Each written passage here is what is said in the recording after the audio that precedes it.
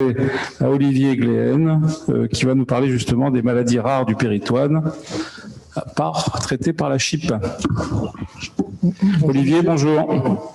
Bonjour à tous, vous m'entendez? Parfaitement. Très bien. Donc, on va parler de maladies rares du péritoine et donc on va parler d'un peu moins d'études randomisées puisque qui dit rare dit bien évidemment difficulté à monter des essais randomisés. On a vu la difficulté qu'on avait dans des pathologies plus fréquentes, alors vous imaginez dans les maladies rares. Voilà, mes conflits d'intérêts. Donc, on va parler essentiellement de pseudomyxome péritonéal, de mésothéliome péritonéal et puis un petit peu de carcinose un peu plus rare ou de carcinose de maladies de très mauvais pronostic pour lesquelles, sur des patients particulièrement sélectionnés, je vous montrerai qu'on peut toutefois réfléchir à un traitement à visée curative. Alors, il s'agit de maladies rares, il s'agit de maladies pour lesquelles nous avons aujourd'hui des recommandations nationales et internationales et des recommandations qui font partie du thésaurus national de cancérologie digestive qui ont été récemment publiées et rapportées dans ce thésaurus. Pour ces différentes pathologies, la carcinose péritonéale doit être traitée lorsqu'elle est accessible à une chirurgie raisonnable par l'association d'une chirurgie de cytoréduction et d'une CHIP. Et cela a été encore plus récemment souligné par rapport qui évaluait la CHIP dans diverses pathologies. Alors, le pseudomyxome péritonéal, c'est probablement la pathologie la plus challenging pour un chirurgien. Pourquoi? Eh bien, parce que c'est une pathologie pour laquelle, en particulier pour les tumeurs de bas grade, on va se retrouver face à un monceau de maladies, des kilos de maladies, qu'il s'agisse d'une acite mucineuse, d'une grosse métastase ovarienne ou de formation tumorale sur la périphérie de l'abdomen, avec pourtant une agressivité tumorale qui permet de réaliser, malgré ces extensions parfois impressionnantes, des chirurgies de cytoréduction complètes, raisonnables, qui permettent d'obtenir des chances de guérison. Et lorsque l'on n'est pas un chirurgien spécialisé dans ce type de prise en charge, eh bien, quand on ouvre l'abdomen, que ce soit par cœlioscopie ou par la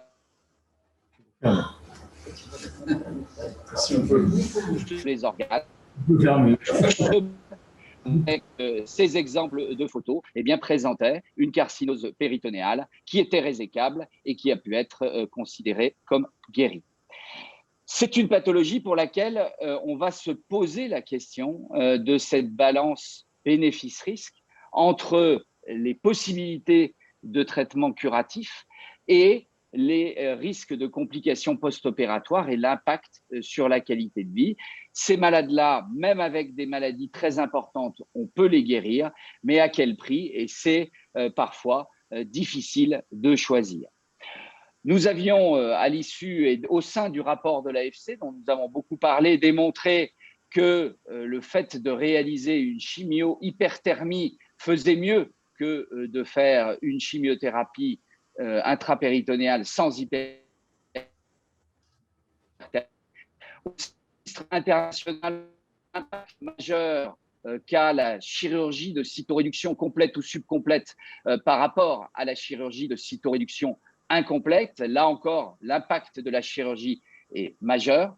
Et puis, à l'issue des essais négatifs dans la carcinose colorectale, nous avons regardé au sein du grand registre international colligeant l'ensemble des cas de pseudomyxome péritonéaux, eh bien, si la CHIP apportait un bénéfice. C'est du rétrospectif, mais utilisant un score de propension qui permet de comparer des groupes comparables, et la CHIP apportait un bénéfice particulièrement significatif par rapport aux patients qui étaient traités par chirurgie de cytoréduction seule.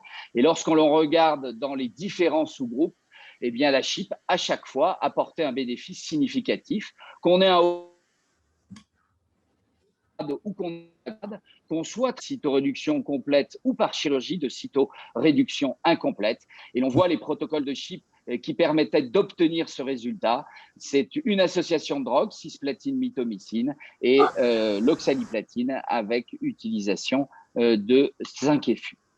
Alors, qui dit maladie rare, qui dit maladie nécessitant une prise en charge chirurgicale spécifique, dit learning curve. Et cela a été particulièrement bien démontré par l'équipe italienne Cusamura, qui est en charge de la base de données internationale. Et ils ont démontré avec une analyse statistique dont je vous fais grâce, eh bien que pour obtenir de bons résultats, c'est-à-dire pour obtenir une mortalité et une morbidité suffisamment basse, et pour obtenir de bonnes survies à long terme avec un faible taux de récidive précoce, eh bien, il fallait avoir en expérience 100 procédures de chirurgie de cytoréduction et CHIP pour pseudomyxome péritonéal. Et c'est quelque chose que nous avions également retrouvé dans le fameux rapport de l'AFC, puisque vous voyez ici les résultats en termes de survie selon les années d'expérience. Et l'on voit bien qu'il fallait au moins 3 ans d'expérience dans cette pathologie pour obtenir des courbes de survie qui doivent être celles que l'on doit obtenir dans le pseudomyxome péritonéal. Et c'est la raison pour laquelle l'INCa nous avait demandé de nous organiser en centre experts et de compétences pour pouvoir réaliser et offrir aux patients sur l'ensemble du sol national une prise en charge de qualité.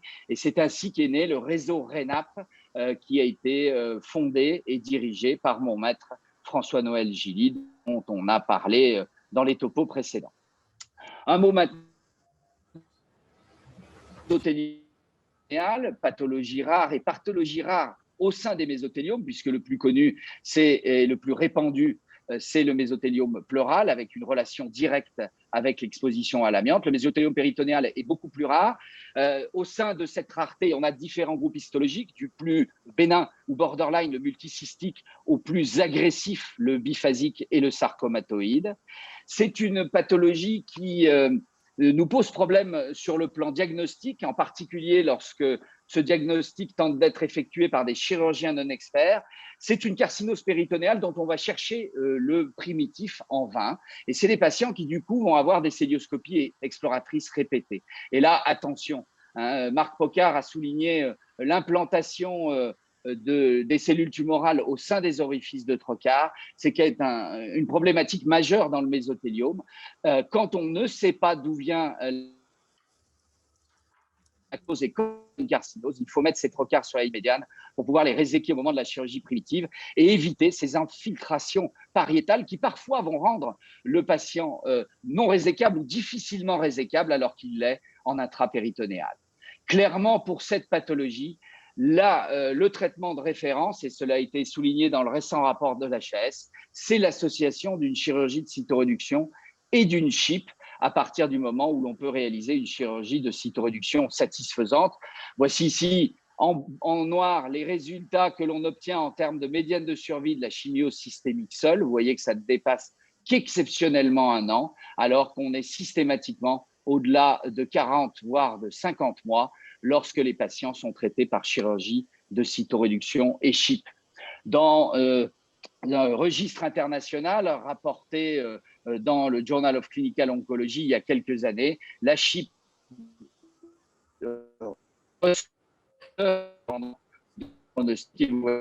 de survie qui dépasse les 50 mois.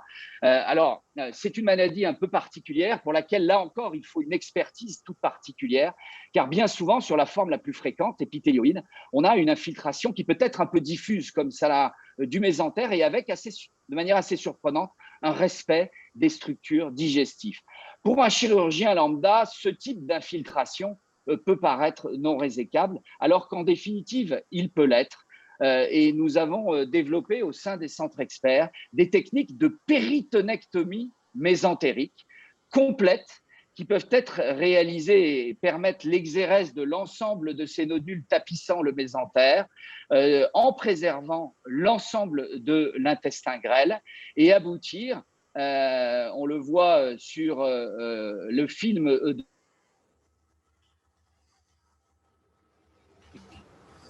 des envies comme vous le voyez, l'ensemble de l'intestin grêle, ce qui permet d'aboutir à une chirurgie de cytoréduction complète et améliorer ainsi nos résultats.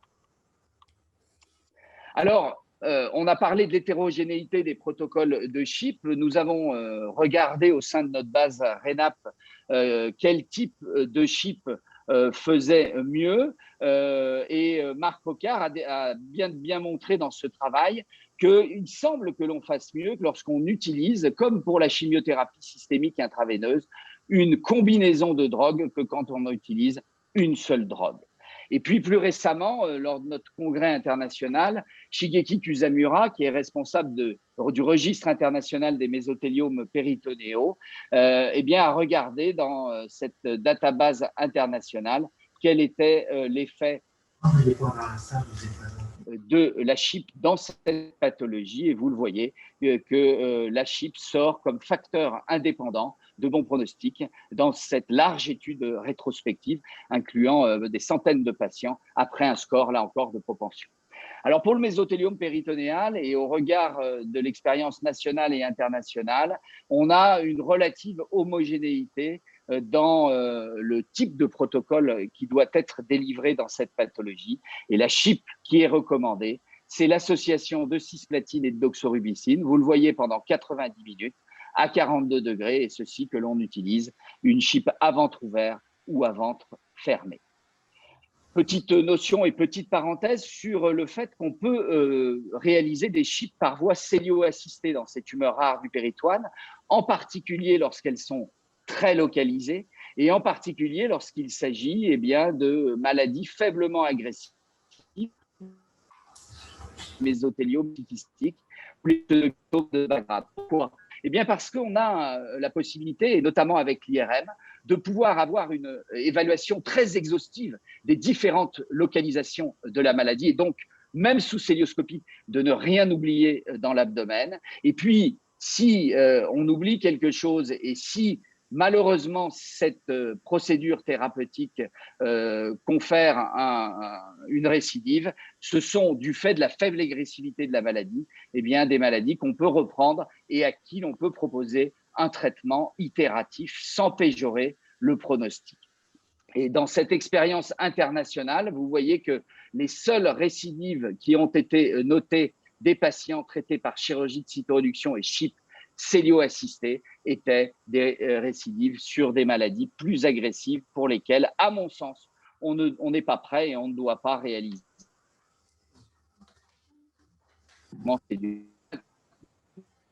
De pathologies péritonéales encore plus rares ou d'indications un peu plus inhabituelles de chirurgie de cytoréduction et CHIP pour lesquelles seule la constitution de registres et en particulier de registres international peut nous permettre d'obtenir des réponses.